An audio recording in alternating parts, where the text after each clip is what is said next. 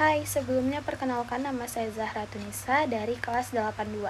Di sini saya akan menjelaskan tentang kehidupan masyarakat pada masa kerajaan Hindu-Buddha. Kehidupan masyarakat pada masa kerajaan Hindu-Buddha, interaksi antara penduduk lokal dengan bangsa asing melalui aktivitas perdagangan dan berlayaran di wilayah Indonesia menyebabkan masuknya kebudayaan Hindu-Buddha. Bagaimana proses masuknya kebudayaan Hindu-Buddha di Indonesia? Teori masuknya agama Hindu-Buddha di Indonesia, hingga saat ini terdapat 5 teori hipotesis yang menjelaskan proses masuknya kebudayaan Hindu-Buddha di Indonesia. Kelima teori tersebut sebagai berikut. Teori Waisya. Teori Waisya dikemukakan oleh N.J. Krom. Menurut N.J. Krom, agama Hindu-Buddha dibawa oleh kaum pedagang dari India. Teori Kesatria. Teori Kesatria menyatakan agama Hindu-Buddha dibawa oleh golongan prajurit kesatria. Teori ini didukung oleh J.L. Moss, F.D.K. Bose, R.C. Manjundar, Mukherjee, dan C.C. Teori Brahmana. Teori Brahmana dikemukakan oleh J.C. Van Leur. Ia berpendapat agama Hindu masuk di Indonesia dibawa oleh golongan Brahmana.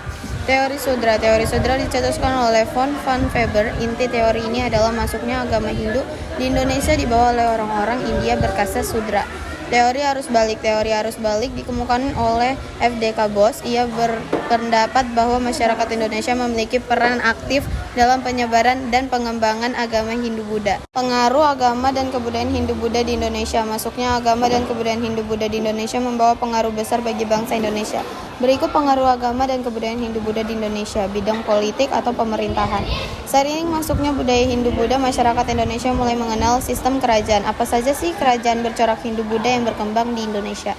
Berikut kerajaan bercorak Hindu-Buddha di Indonesia. A. Kerajaan Kutai. Perhatikan gambar di samping berdasarkan informasi pada Yupa. Para ahli memperkirakan kerajaan Kutai sebagai kerajaan bercorak Hindu-Buddha pertama di Indonesia. Kerajaan Kutai diperkirakan berdiri pada 400 sampai 500 Masehi.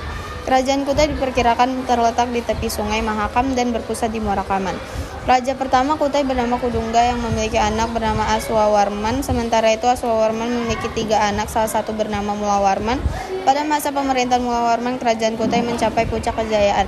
Kehidupan ekonomi, kegiatan perekonomian kerajaan Kutai bergantung pada keberadaan Sungai Mahakam. Perekonomian kerajaan Kutai bertumpu pada sektor perdagangan, pertanian, dan peternakan. Kehidupan agama di kerajaan Kutai. Agama Hindu Siwa berkembang menjadi agama resmi kerajaan. Kehidupan sosial budaya, masyarakat Kutai hanya mengenal 2 kasta, yaitu Brahmana dan Ksatria.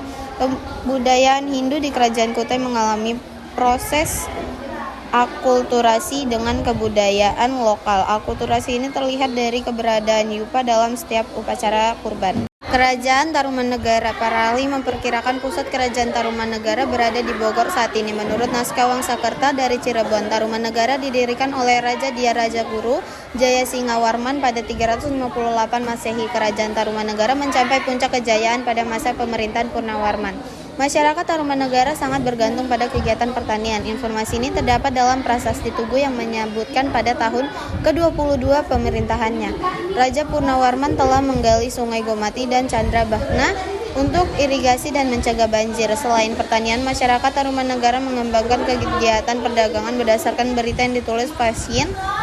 Barang yang diperdagangkan masyarakat Tarumanegara antara lain cula badak, kulit penyu, dan perak. Kehidupan agama. Agama Hindu yang berkembang di kerajaan Tarumanegara adalah Hindu Waisnawa atau Hindu Wisnu.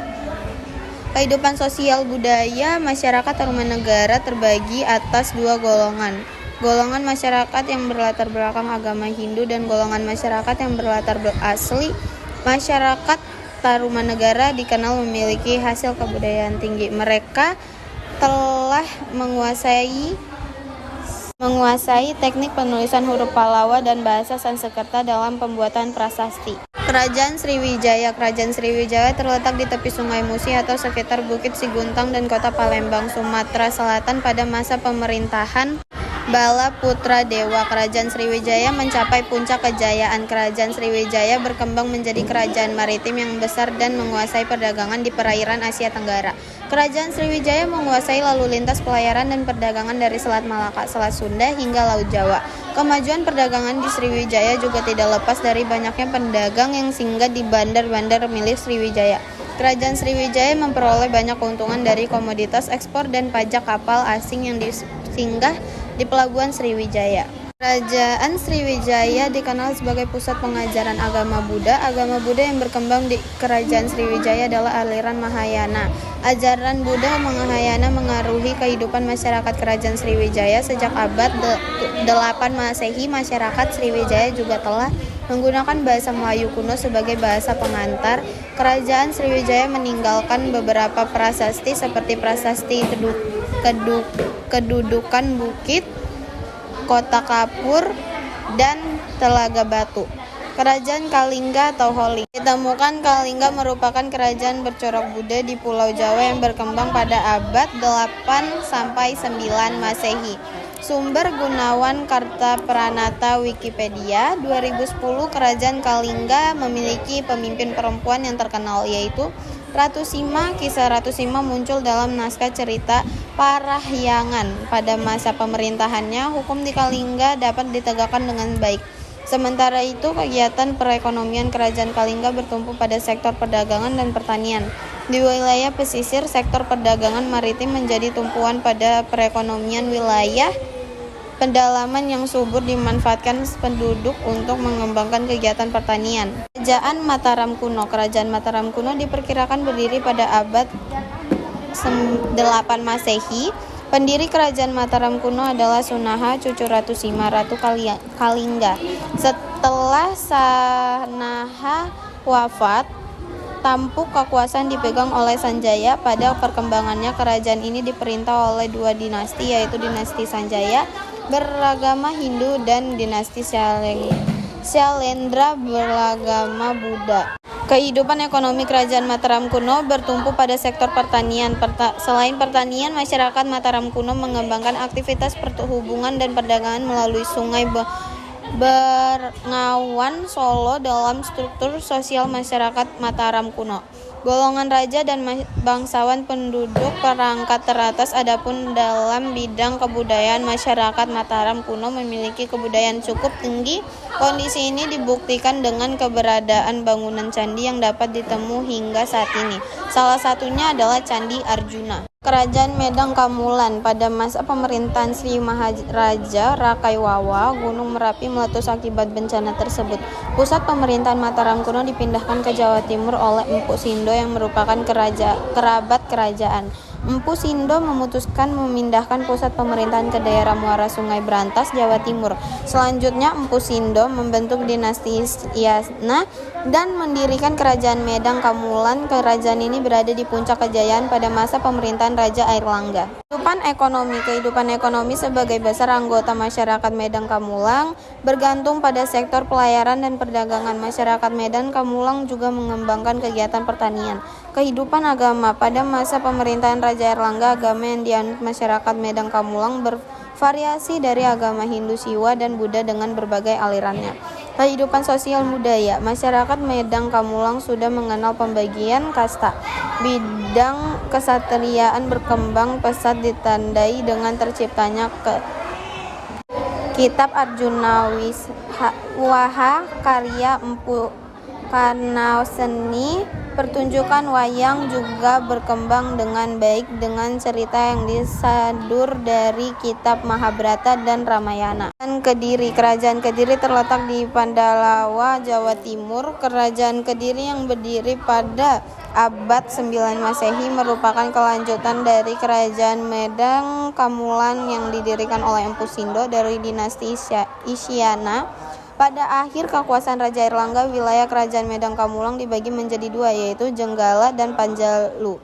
Kerajaan Jenggala beribu kota di Kahuripan, sementara itu Kerajaan Panjalu yang kemudian dikenal dengan nama Kediri beribu kota di Daha. Kerajaan Kediri mencapai puncak kejayaan pada masa pemerintahan Raja Jayabaya. Kehidupan ekonomi Kediri bersumber pada kegiatan pertanian dan perdagangan. Kegiatan pertanian masyarakat Kediri menghasilkan beras. Kegiatan perdagangan Kediri dikembangkan melalui jalur pelayaran Sungai Brantas.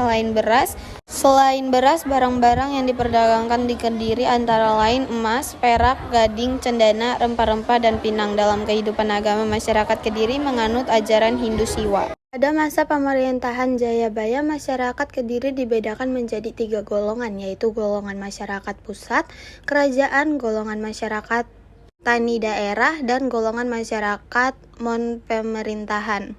Kebudayaan masyarakat Kediri mengalami perkembangan pesat terutama dalam bidang sastra. Beberapa karya sastra yang terkenal antara lain Kitab Biharatayuda, Kresnayana, Samaradahana, dan Lubdaka. Kerajaan Singgasari. Para ahli memperkirakan wilayah Kota Malak merupakan pusat Kerajaan Singgasari. Kerajaan Singgasari didirikan oleh Ken Arok pada 1222 Masehi setelah berhasil mengalahkan Kertajaya dari Kerajaan Kediri.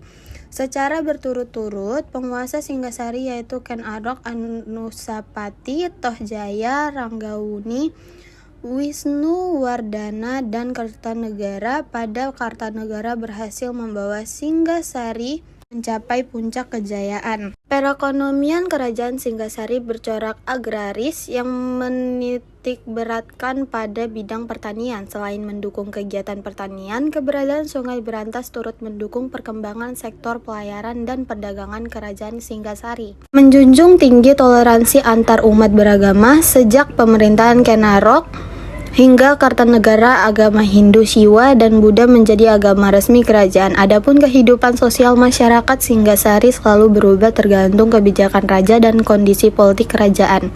Dalam bidang kebudayaan, masyarakat Singgasari dikenal ahli dalam membuat candi dan patung. Candi meninggalan kerajaan Singgasari antara lain Candi Kidal, Jago, dan Singgasari. Sementara itu, karya berupa patung antara lain patung Ken Dedes sebagai perwujudan dari Dewi Paramita, lambang kesempurnaan ilmu, dan patung Joko Dolok sebagai perwujudan Raja Kartanegara. Kerajaan Majapahit. Majapahit berpusat di Trowulan, Mojokerto, Jawa Timur. Kerajaan Majapahit didirikan oleh Raden Wijaya dan mencapai puncak kejayaan pada masa pemerintahan Hayam Wuruk. Dalam pemerintahannya, Hayam Wuruk didampingi Gajah Mada sebagai Mahapahit pada upacara pelantikannya. Gajah Mada mengucapkan sumpah palapa. Dalam sumpah tersebut, Gajah Mada berjanji tidak akan menikmati kesenangan Amukti Palapa sebelum mampu menyatukan Kepulauan Indonesia di bawah kekuasaan Majapahit.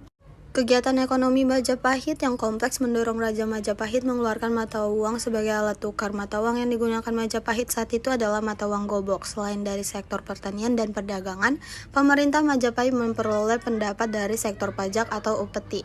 Kehidupan agama di Kerajaan Majapahit terdapat beberapa agama seperti Hindu, Buddha, Islam, dan kepercayaan kejawen. Tetapi pemerintahan Majapahit hanya mengakui agama Hindu dan Buddha sebagai agama resmi kerajaan. Kehidupan sosial budaya. Berbagai agama yang berkembang di Majapahit tidak menghalang kerukunan di Kerajaan Majapahit. Perkembangan seni budaya di Kerajaan Majapahit juga perkembangan pesat, yaitu sastra, kitab, nagara, kerta agama, Sultasoma, Arjuna Wijaya, dan para Rakaton, serta 2. Seni bangunan, candi, tikus, bajang, rahu, dan berabu.